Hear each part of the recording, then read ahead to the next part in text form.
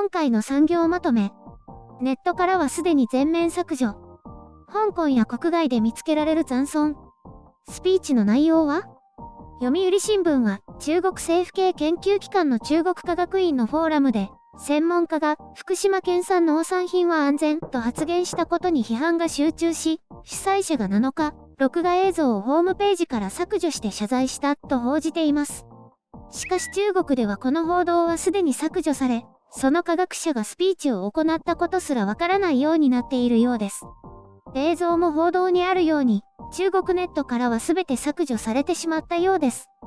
中国の報道を保存するアーカイブサイトにはこの内容が残されていて、今でも閲覧することができます。また、香港メディア民放もこうした内容を詳しく報じています。演説が行われたのは4月27日で、フォーラムは6月23日に映像を公開したところ、炎上したようです。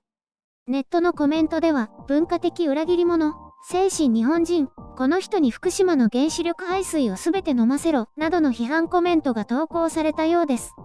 アーカイブサイト個人図書館に掲載されていたフォーラム内容には、原発事故の状況や、放射性物質の危険性について、また、福島での土壌洗浄、植物による放射線物質の吸収、農学的対策など様々な試みが紹介されていました。さらに、品目ごとの残留放射線物質検査結果についても紹介し、すでに福島産の大半の農産物は安全であると説明していたようです。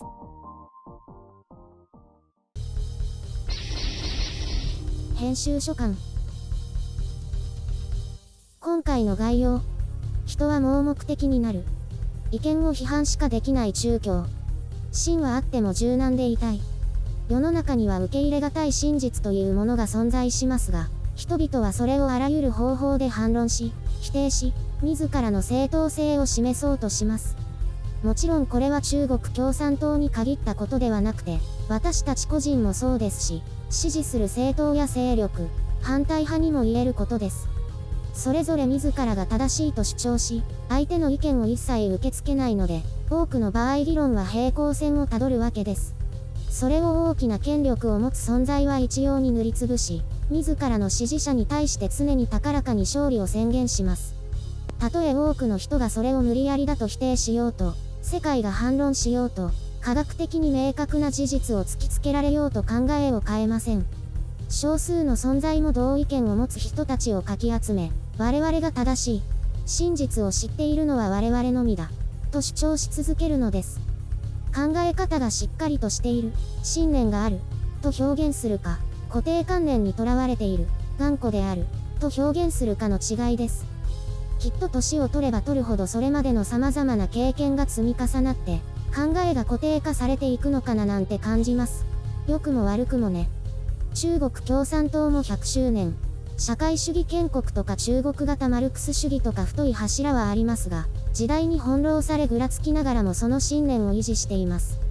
党の考えが絶対正義という厄介な信念も揺らぐことなく、否定的な考えや意見は全て撃ち落とします。表向きにはそうやって撃墜しておきながら、裏側ではいろいろと模索して微妙に方針を変えながらここまでやってきました。しかし過ちを認めるということをこの100年間、一切行わず、不都合は人のせいにしたり、全て土に埋めてなかったことにしてきたわけです。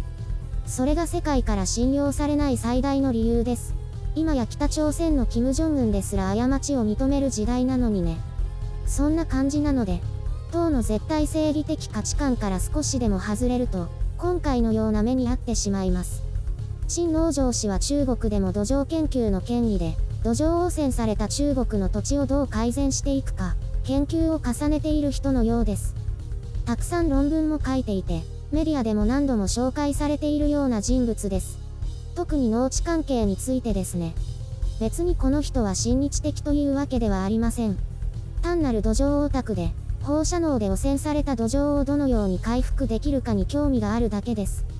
そうして様々な日本や福島県の取り組みを知り、科学的に見えてきたその成果を紹介し、データをもとに福島の農産物は安全だと話しただけでした。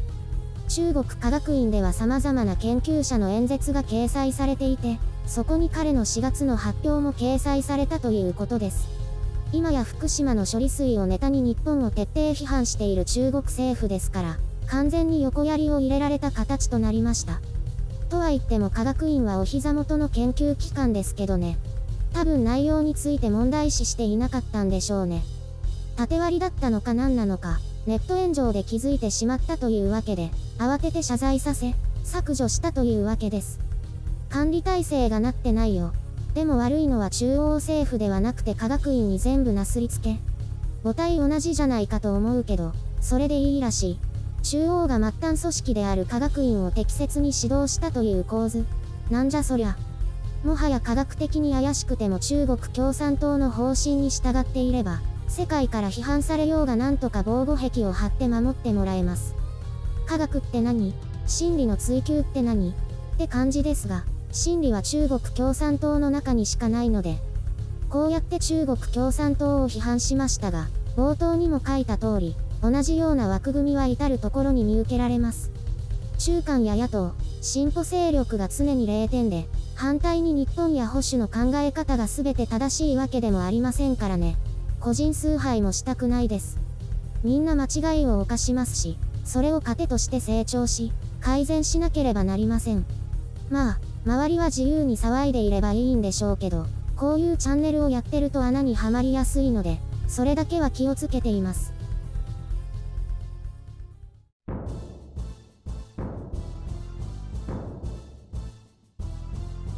中国って本当にネットから削除するんだね。怖いね。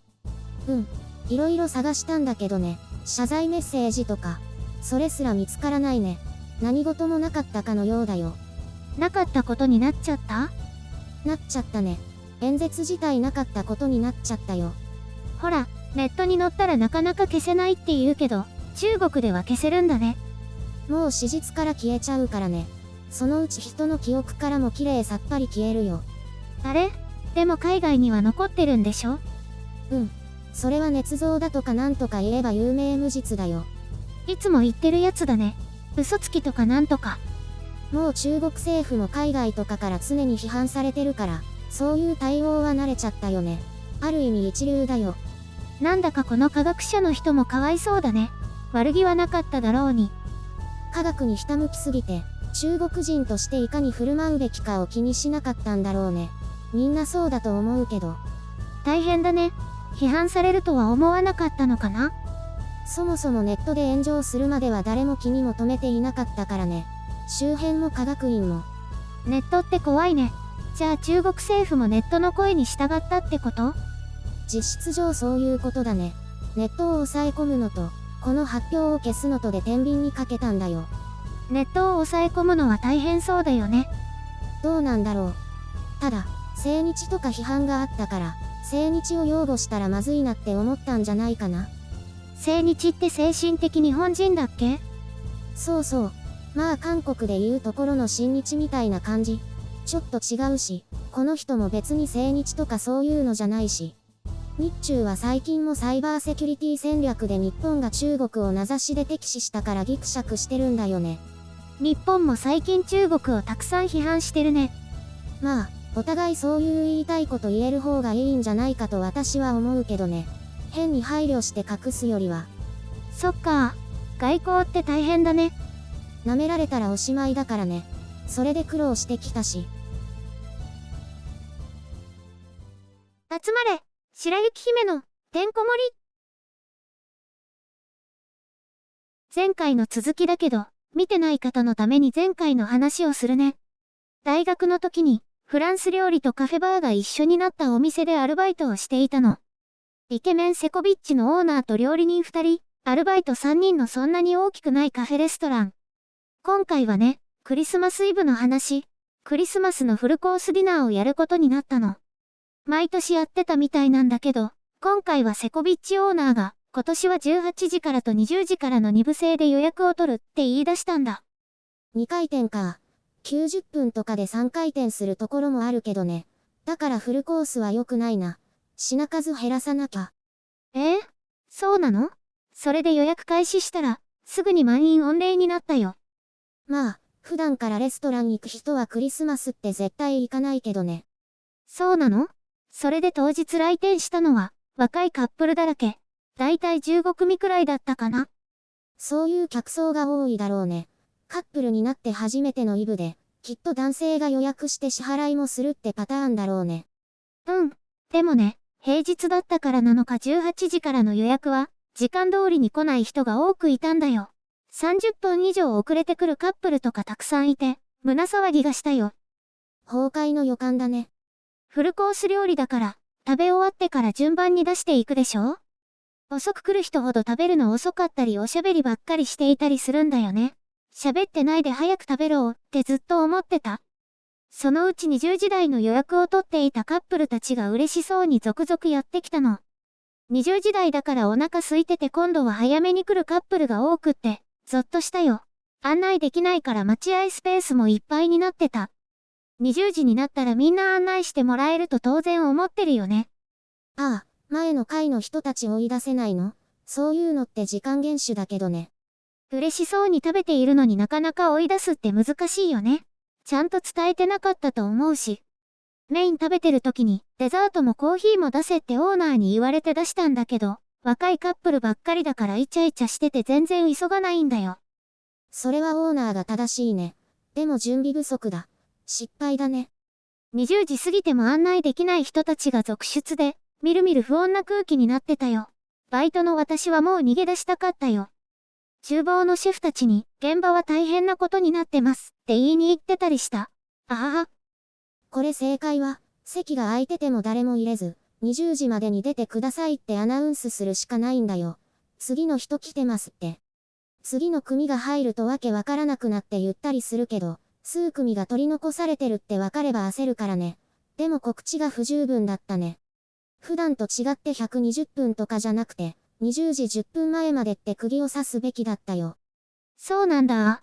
セコビッチオーナーが待っている人たちになんと自分でカクテルを作ってサービスしたりしてたから、セコビッチもセコいこと言ってる場合じゃないくらいきっと大変だったね。それはナイスだね。時間稼ぎできたんだ。待たせすぎて予約してるんだけどどうなってるの？って不機嫌になってる人がいたよ。それ予約の時間から30分以上待たされてるんだから、さすがに怒るよね。結局、もういいって帰ってしまったカップルもいたし、30分以上過ぎて案内されたけど不穏な空気になって、デザートもういらないって途中で帰ったカップルもいたよ。